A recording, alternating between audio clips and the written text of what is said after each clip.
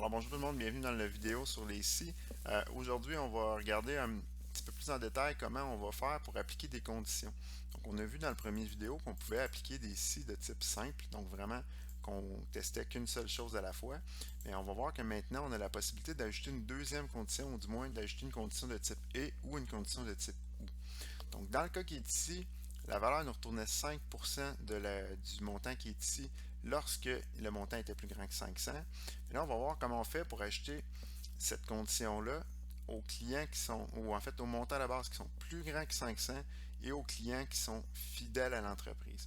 Donc si le client il a un grand montant ici, un montant qui est plus grand que 500 mais qu'il n'est pas fidèle à l'entreprise, à ce moment-là, on ne lui appliquera pas la condition. Donc comment on fait pour faire ça? On va devoir utiliser la fonction OU.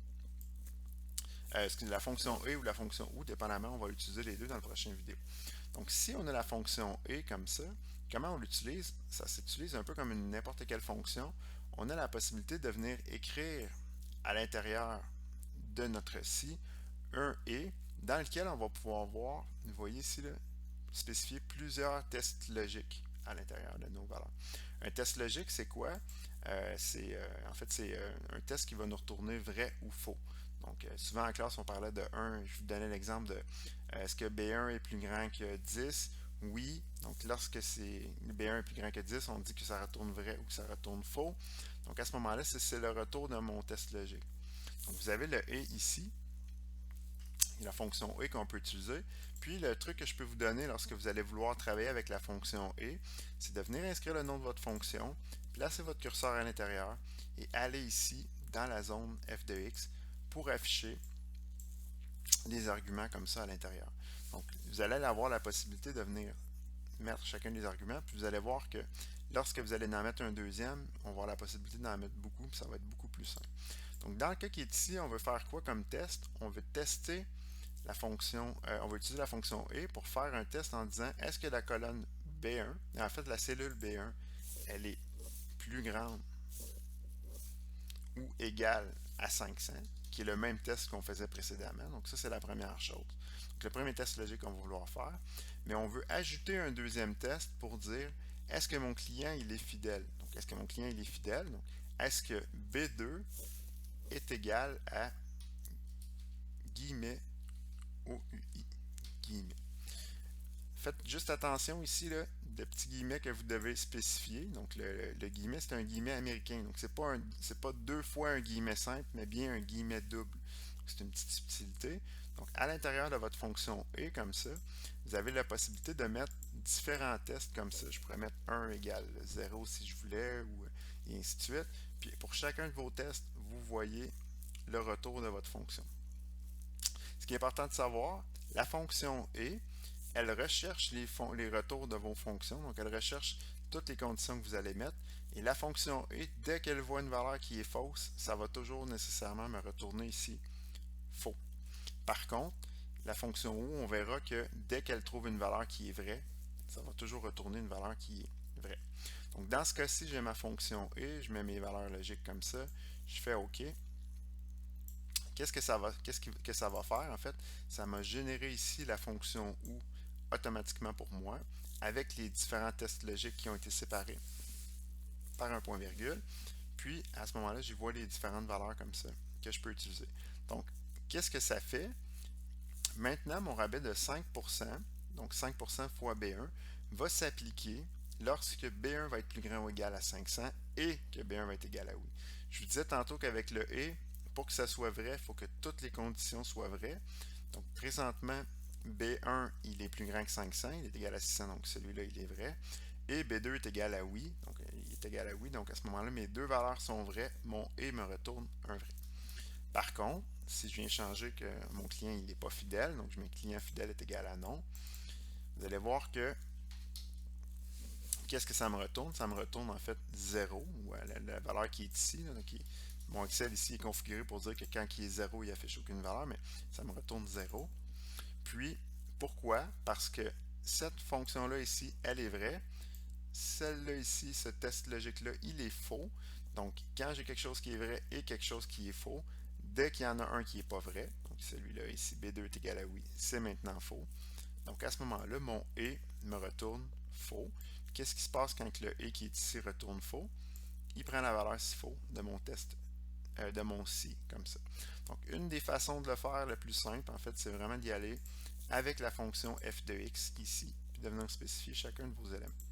Puis vous pouvez même à la limite maintenant, vous allez voir si vous allez dans la fonction f de x du si, comme je vous ai montré à faire précédemment, le et ici, c'est déjà appliqué à l'intérieur. Donc, vous n'avez pas besoin de venir le faire. Donc, vous avez la possibilité comme ça d'utiliser votre curseur dans la fonction aussi et dans la fonction et. Donc, dépendamment, je vous suggère fortement d'utiliser le f de x comme ça. Donc, notre premier test, on voit que ça fonctionne. Si je mets que le client il est fidèle et qu'il a plus que 500, on voit que ça marche.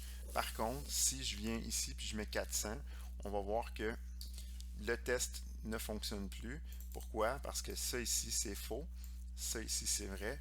Quand on a un et, dès que quelque chose est faux, notre et va nous retourner faux, ce qui fait en sorte qu'il nous retourne 0.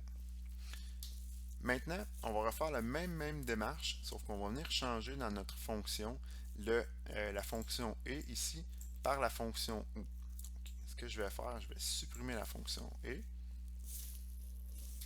Je vais venir inscrire la fonction ou. Je vais ouvrir ma parenthèse et comme je vous ai montré précédemment, je vais utiliser le f de x pour venir spécifier les différents paramètres que je vais vouloir avoir à l'intérieur de ma fonction ou. Faites juste attention, lorsque vous faites ces choses-là, quand vous allez faire un ou, si vous n'ouvrez, et pour pouvoir utiliser le f de x, là, prenez la peine d'ouvrir et de fermer la parenthèse pour que ça fonctionne bien. Placez votre curseur au niveau du ou, puis faites un f de x comme ça pour pouvoir le faire.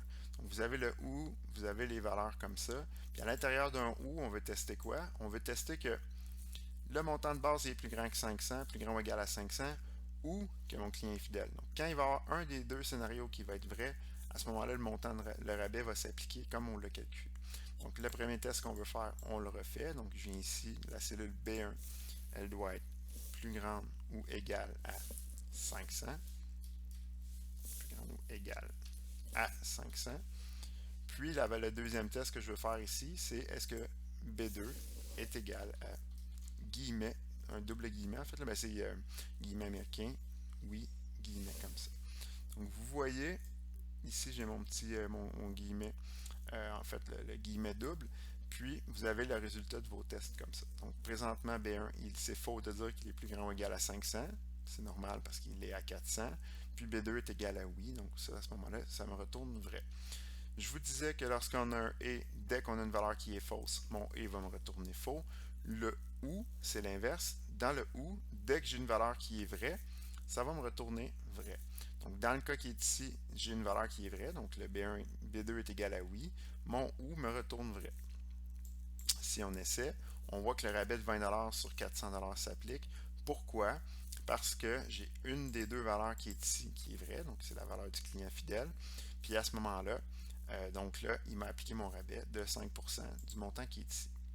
Si les deux valeurs sont vraies, donc si je mets 600$, à ce moment-là, le 600, donc on va voir dans la condition que la valeur ici, c'est vrai. Donc maintenant, le premier, il est plus grand que 500.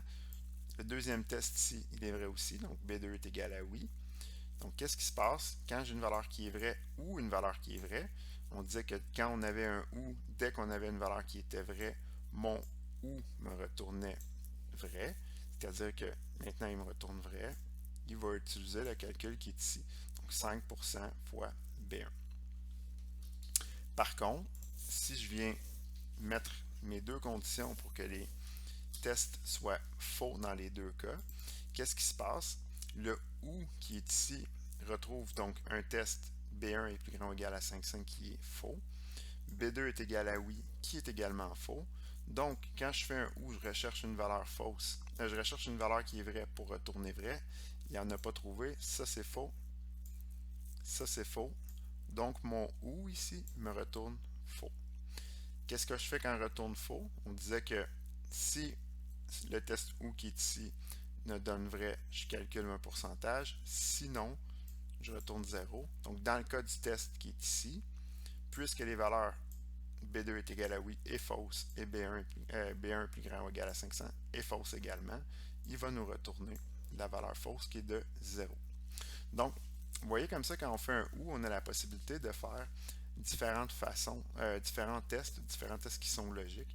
Puis à ce moment-là, vous pouvez avoir une multitude de scénarios que vous pouvez tester de cette façon-là. Donc j'espère que ça vous a aidé un petit peu en lien avec les et les ou. Évidemment, le meilleur truc, c'est de faire des exercices pour se pratiquer.